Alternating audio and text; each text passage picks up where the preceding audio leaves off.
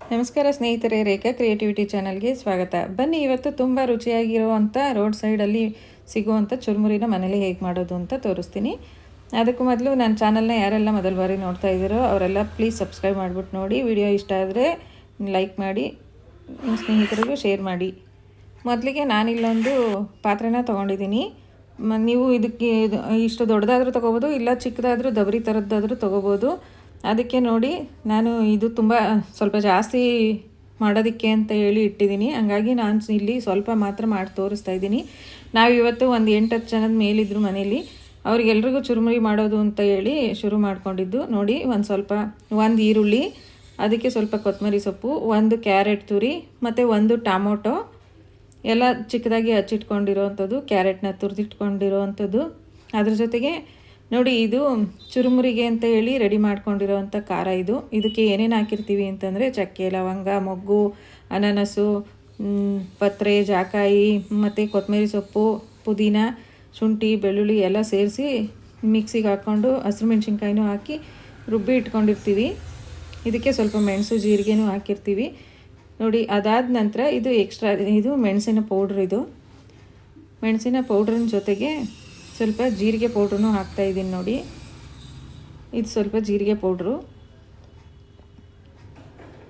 ನಾವು ಇದಕ್ಕೆ ಖಾರಕ್ಕೂ ಹಾಕ್ಕೊಂಡಿರ್ತೀವಿ, ಅದೇ ಎಕ್ಸ್ಟ್ರಾ ಇದಕ್ಕೆ ಕಲಸವಾಗ ಹಾಕ್ಕೊಳ್ತೀವಿ. ಇದಾದ ನಂತರ ನೋಡಿ, ಇದೆಲ್ಲನೆಲ್ಲ ಸೇರಿಸಿ ಇದಕ್ಕೆ ಸ್ವಲ್ಪ ರುಚಿಗೆ ತಕ್ಕಷ್ಟು ಉಪ್ಪನ್ನ ಕೂಡ ಹಾಕಬೇಕಾಗತ್ತೆ.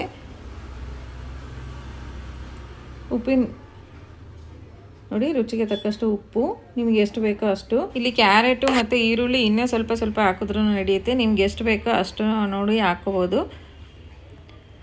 ಇದೆಲ್ಲ ಹಾಕಿದ ಮೇಲೆ ಇದಕ್ಕೆ ಇನ್ನೂ ಸ್ವಲ್ಪ ಸೇರಿಸ್ಕೊಳ್ಳೋದಿದೆ. ಅದೇನಂತಂದರೆ ಒಂದಿಡಿ ಇದಕ್ಕೆ ಮಿಕ್ಸ್ಚರ್ನ ಹಾಕ್ಕೊತಾ ಇದ್ದೀನಿ. ನೋಡಿ, ಮಿಕ್ಸ್ಚರು, ಇದ್ರ ಜೊತೆಗೆ ಒಂದಿಡಿ ಅಷ್ಟು ಕಾಂಗ್ರೆಸ್ ಕಡಲೆ ಬೀಜನೂ ಹಾಕ್ಕೊತಾ ಇದ್ದೀನಿ. ಕಾಂಗ್ರೆಸ್ ಕಡಲೆ ಬೀಜ ಮಿಕ್ಸರು ಎಲ್ಲ ಹಾಕಿದ್ರೆ ಸೇಮ್ ರೋಡ್ ಸೈಡಲ್ಲಿ ಸಿಗೋವಂಥ ಚುರುಮುರಿ ಹತ್ರನೇ ಆಗಿರುತ್ತೆ ಇದು. ಹಾಗಾಗಿ ಇಲ್ಲಿ ಒಂದು ಇಡಿಯಷ್ಟು ಕಾಂಗ್ರೆಸ್ ಕಡಲೆ ಬೀಜನೂ ಸಹ ಹಾಕ್ಕೊತಾ ಇದ್ದೀನಿ. ಕಾಂಗ್ರೆಸ್ ಕಡಲೆ ಬೀಜ ಅಂದರೆ ನೋಡಿ, ಸಿಪ್ಪೆ ತೆಗೆದು ಎಣ್ಣೆಲಿ ಕರೆದಿರ್ತಾರಲ್ಲ, ಅದು ಕಾಂಗ್ರೆಸ್ ಕಡಲೆ ಬೀಜ ಅಂತ ಕರಿತೀವಿ ನಾವು. ಇದಕ್ಕೆ ನೀವೇನಂತ ಕರಿತೀರೋ ಗೊತ್ತಿಲ್ಲ. ನಮ್ಮ ಕಡೆ ಅಂತೂ ಇದನ್ನು ಕಾಂಗ್ರೆಸ್ ಕಡಲೆ ಬೀಜ ಅಂತಲೇ ಕರೀತಾರೆ. ಇದನ್ನೆಲ್ಲ ಹಾಕಿದ ಮೇಲೆ ನೋಡಿ, ಇದಕ್ಕೆ ಒಂದು ಅರ್ಧ ನಿಂಬೆಹಣ್ಣು ಬೇಕಾಗುತ್ತೆ. ನಿಂಬೆಹಣ್ಣು ಹಿಂಡ್ಕೊಂಡಷ್ಟು ತುಂಬ ಟೇಸ್ಟಿಯಾಗಿರುತ್ತೆ. ಅದಕ್ಕೋಸ್ಕರ ನೋಡಿ, ಅರ್ಧ ನಿಂಬೆಹಣ್ಣು ಹಿಂಡ್ಕೋಬೇಕಾಗುತ್ತೆ, ಬೀಜ ತೆಗೆದುಬಿಟ್ಟು. ಹಿಂಡ್ಕೊಂಡಾದ್ಮೇಲೆ ಎಲ್ಲ ಮಸಾಲೆನೂ ನಾವು ಚೆನ್ನಾಗಿ ಕಲಿಸ್ಕೋಬೇಕಾಗತ್ತೆ. ನೀವು ಸ್ಪೂನಲ್ಲಾದರೂ ಕಲಿಸ್ಕೊಳ್ಳಿ, ಇಲ್ಲ ಕೈಯಲ್ಲಾದರೂ ಕಲಿಸ್ಕೊಳ್ಳಿ. ಸ್ಪೂನಲ್ಲಿ ಕಲಿಸೋದಕ್ಕಿಂತ ಕೈಯಲ್ಲಿ ಕಲಿಸ್ಕೊಳ್ಳೋದೇ ತುಂಬ ಈಸಿಯಾಗಿರುತ್ತೆ.